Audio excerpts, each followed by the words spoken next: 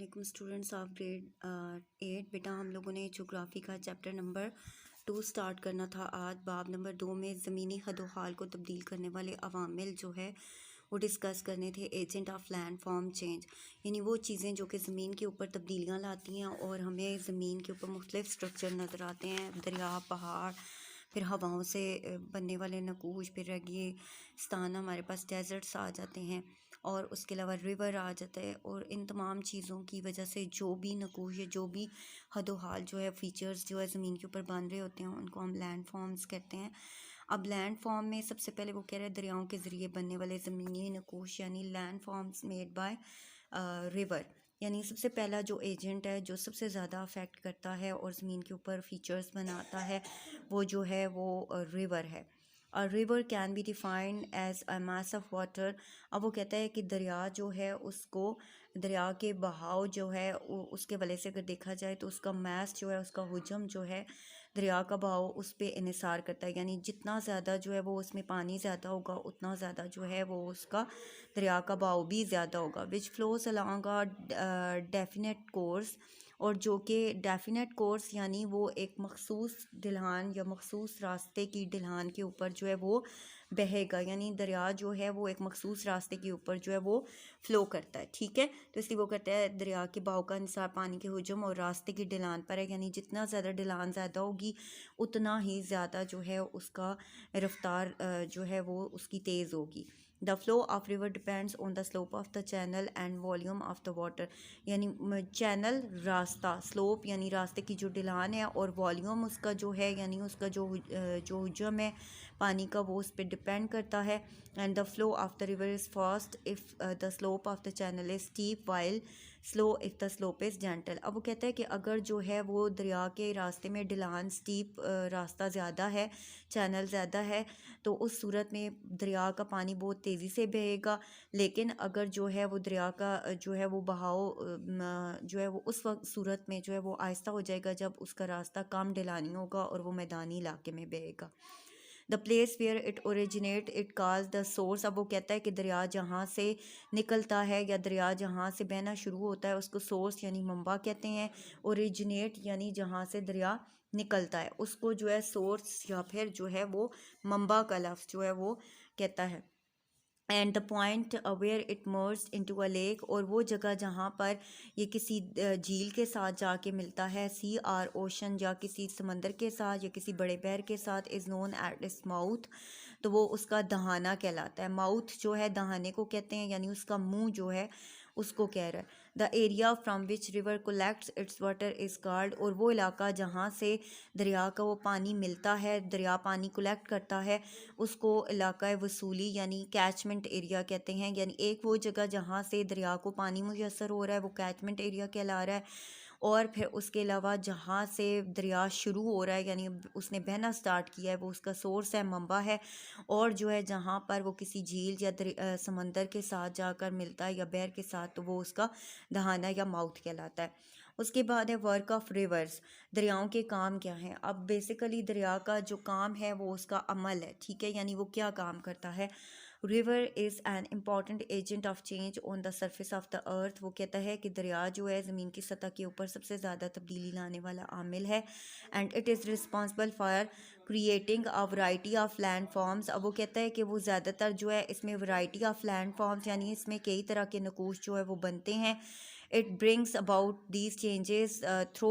अब वो कहता है ये जितनी भी तब्दीलियाँ होती हैं वो मुख्तलिफ जो है वो तरीक़ों से होती हैं, और वो चेंजेस या तब्दीलियाँ जो है किन 3 तरीक़ों से होती हैं। सबसे पहले एरोजन आ जाता है, फिर ट्रांसपोर्टेशन है, फिर डेपोजिशन है। सबसे पहले एरोजन यानी अमले कटाव, इससे दरिया के इर्द गिर्द के किनारों से जो चीज़ें जो है वो मट्टी जो है वो कट कट कर जो है वो जो भी हदोहाल बनते हैं उसकी वो बात कर रहा है। ट्रांसपोर्टेशन यानी उस कटाव के दौरान वो अपने पास क्या क्या चीज़ें अपने साथ बहा कर लेके जा रहा है, उसमें पत्थर भी हैं, उसमें ज़रात भी हैं, उसमें जो है मिनरल्स भी हैं, वो तमाम चीज़ें जो वो जो है बहा कर लेके जा रहा है, उस पूरे अमल को अमले इंतकाल कहते हैं। यानी पानी एक जगह से दूसरी जगह चीज़ों को मुंतकिल कर रहा है। डेपोजिशन तयनशीनी का अमल। डिपोजिशन अमले तयनशीनी क्या है, यानी आप जब किसी ग्लास में हम पानी डालते हैं तो उसके अंदर जो भी कसावतें होती हैं वो आहिस्ता आहिस्ता करते करते उसकी तह में बैठना शुरू हो जाती है। दरिया के लिए भी यही है कि उसका पानी जब बहुत तेज़ी से बह रहा होता है तो वो गदला होता है, फिर जब उसमें जो है वो आइस की आती है, यानी जहाँ उसकी ढलान कम होती है, रफ्तार कम होती है, तो उसके अंदर जितने भी ज़रात मिनरल और मट्टी और जो कुछ भी होता है और बुल्डर्स जो होते हैं यानी पत्थर जो उसके अंदर जो है वो बह रहे होते हैं, तो वो उसकी तह में बैठना शुरू हो जाते हैं। अब ये 3 अवामिल है जिनकी वजह से दरिया जो है वो ज़मीन के ऊपर नकूश बनाता है। अब सबसे पहले उसका एरोजनल वर्क ऑफ रिवर आ जाता है। दरिया का अमले कटाव, यानी दरिया अमले कटाव किस तरह से करता है। River is a powerful agent of erosion. दरिया जो है ज़मीन की कटाव के एक ताकतवर आमिल जो है उसकी हैसियत जो है वो रखता है। इसी तरह से आप लोगों ने हाईलाइट करना है। It erodes and picks up rocks fragments from the sides and bottom of its valley। वो कहता है ये erode करता है यानी कटाव करता है, और picks up rocks fragments, और जो चट्टानों के छोटे छोटे ज़रात होते हैं, फ्रेगमेंट्स ज़रात, फ्रॉम साइड उसकी साइडों से, एंड बॉटम और उसकी तह से, ऑफ इट्स वैली उसकी वादी जो है, जो भी जिस जगह पे उसने बहना है उसके किनारों और फर्श से मवाद को काट कर ले जाते हैं, और ये मवाद जो है फिर आहिस्ता आहिस्ता उसके साथ बहता रहता है। These materials are in the form of sand. ये मवाद जो है ज़्यादातर रेत की सूरत में होता है। Slate, pebbles, silt, pebbles and boulders. Pebbles छोटे कंकर, बुल्डर्स जो बड़े पत्थर हैं यानी उन पर, और जो है रेत के ज़रात पर मुश्तमिल होता है। Halogen depends on the slope of the channel, speed and volume. अब वो कहता है कि जितना भी एरोजन या कटाव होता है वो इस बात पे डिपेंड करता है, यानी फिर उसी चीज़ पे आता है कि पानी का बहाव जितना तेज़ होगा उतना तेज़ी के साथ जो है वो चीज़ों का कटाव भी करेगा, इसलिए उसकी स्पीड, उसका रास्ता और उसका हुजम जो है वो मैटर करता है, यानी पानी की रफ्तार, उसकी मिकदार और उसका रास्ता। And nature of bed rock, और ये भी कि जिस जगह वो दरिया बह रहा है उसके नीचे चट्टानें किस किस्म की, अगर वो सॉफ्ट चट्टानें हैं तो वो जल्दी इरोड होती रहेंगी, और अगर सख्त चट्टानें हैं तो वो इतनी जल्दी इरोड नहीं होंगी। फिर उसके बाद आता है 4 kinds of processes are involve in erosional work of river, यानी दरिया का जो एरोजनल वर्क है यानी कटाव का जो काम है ये 4 प्रोसेस में होता है। सबसे पहले आ जाता है क्रोजन और एब्रेशन, कुरेद या रगड़।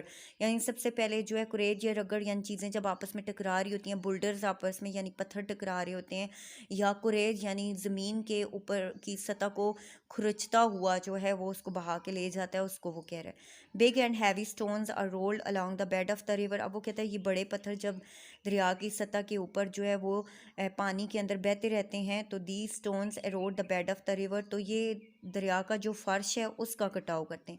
बहुत वर्टिकली डाउनवर्ड, दोनों तरह से, यानी दोनों किनारों से, वर्टिकली ऊपर से नीचे की तरफ, वर्टिकली ऊपर से नीचे यानी डाउनवर्ड नीचे की तरफ, as well as literally sidewards, और उसी तरह से साइडों पर भी। And this process is called corrosion and abrasion. इसको कुरेद और रगड़ का अमल कहते हैं, यानी दरिया जो बह रहा है उसके ये 2 किनारे हैं अगर, तो इसके साइडों से भी जो है वो मट्टी कट रही है, रोड हो रही है, और ऊपर से नीचे जो रगड़ खा रहे हैं पत्थर, तो वो नीचे फ्लोर जो है उसका, वहाँ से भी जो है वो एरोजन हो रहा है।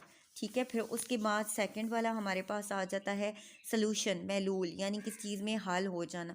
सम rocks components are soluble in water and are easily dissolve by the river water. अब वो कहता है कि कुछ ऐसे जो है वो कंपोनेंट्स या अज्जा होते हैं जो दरिया के पानी में आसानी से डिज़ोल्व हो जाते हैं, हल हो जाते हैं। And river erode soluble contents of the rock such as limestone and salt in the form of solution. अब वो कहता है कि दरिया जो है इन स्टोन्स को, या इस स्लोबल होने वाली चीज़ जो है जिसमें लाइमस्टोन यानी चूने का पत्थर और चट्टानें जो है उसमें हल हो जाती हैं, और नमकियात वगैरह हल हो जाते हैं, तो फिर जो है ये इनको काट कर महलूल की शक्ल में बहाकर ले जाता है। हाइड्रोलिक एक्शन आता है, पानी की हरकी कुव्वत, यानी पानी जो है जब बहता है तो उससे क्या ताकत पैदा होती है। हाइड्रो बेसिकली पानी को कहते हैं। This is the force of moving water, ये बहते हुए पानी की ताकत होती है। Through which it picks up loose material and weaken solid rocks, यानी पानी की जो ताकत होती है उसकी वजह से बहुत सारे जो लूज़ मटेरियल्स हैं, यानी जो ज़मीन के साथ जो है ग्रेविटेशनल पुल की वजह से इतने जो है वो मज़बूत नहीं होते, वो उसके साथ बहते हैं, और उसके अलावा जो सॉलिड रॉक्स होती हैं उनको कमज़ोर करता रहता है। एट्रेशन अम्ले घिसाव, यानी चीज़ें जब बह रही होती हैं तो आपस में टकरा भी रही होती हैं। The wear and tear of pebbles, अब वो कहता है पत्थरों को, छोटे कंकरों का, एंड बुल्डर्स और बड़े पत्थरों का टूटना जो है आपस में रगड़ खा के, विद वन एंड अदर, एक दूसरे के साथ, इस कॉल्ड एट्रिशन, उसको अम्ले घिसाव कहते हैं। During this process the boulders are broken down into small stones, अब वो कहते हैं इस दौरान जो बड़े बड़े पत्थर पानी में बह रहे होते हैं तो वो छोटे पत्थरों में टूट कर बदल जाते हैं। जैसे अक्सर हम देखते हैं दौड़ का पानी है या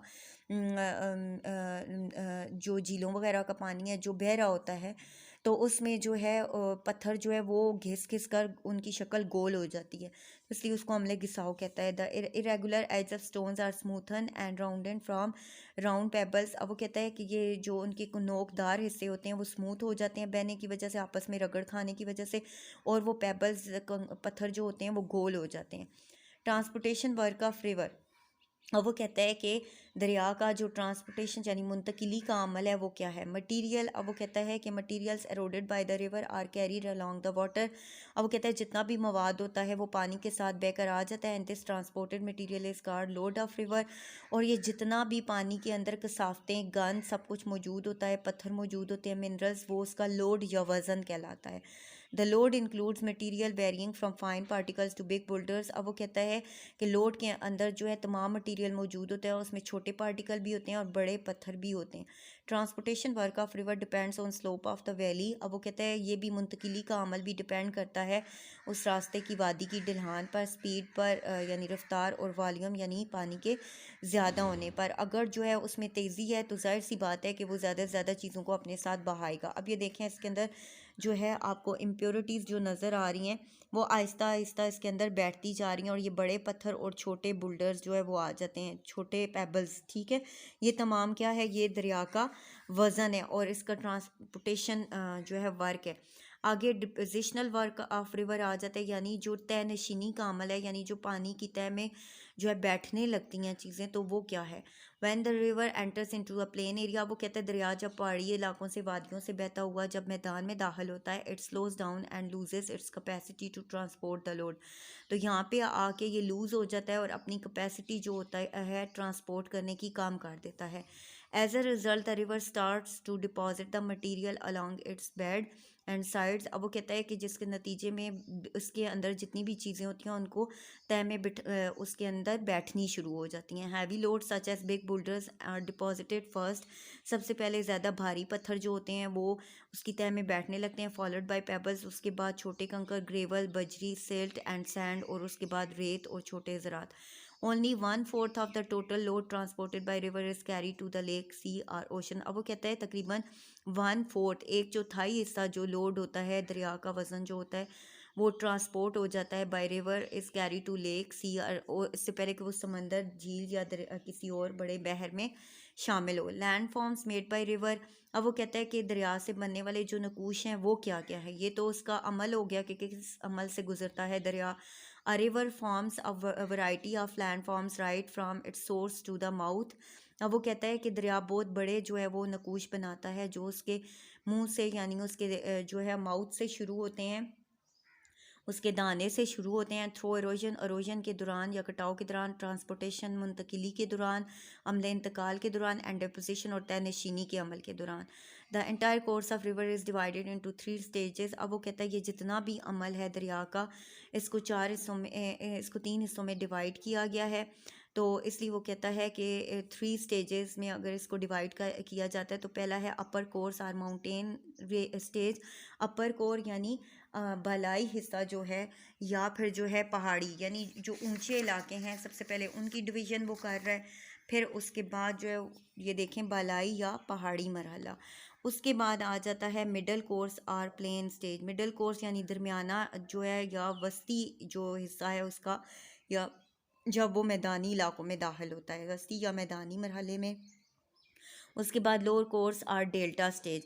लोअर कोर्स यानी बिल्कुल जो है ज़ैरी हिस्सा उसका जब आ जाता है यानी नीचे वाला, और डेल्टा स्टेज ज़ैरी या डेल्टा मरहला। डेल्टा वो जगह होती है जहाँ से दरिया फिर किसी समंदर या बहर में दाखिल होने लगता है। एज़ इट इज़, जैसे हम किसी बर्तन में से पानी जो है वो गिराते हैं तो पानी पहले उसके किनारों के ऊपर फैलने लगता है, चौड़ा होता है, और उसके बाद फिर जो है वो स्टूल में से जो है वो पतली सूरत में, धार की सूरत में जो है वो किसी भी बर्तन में उंडेला जाता है।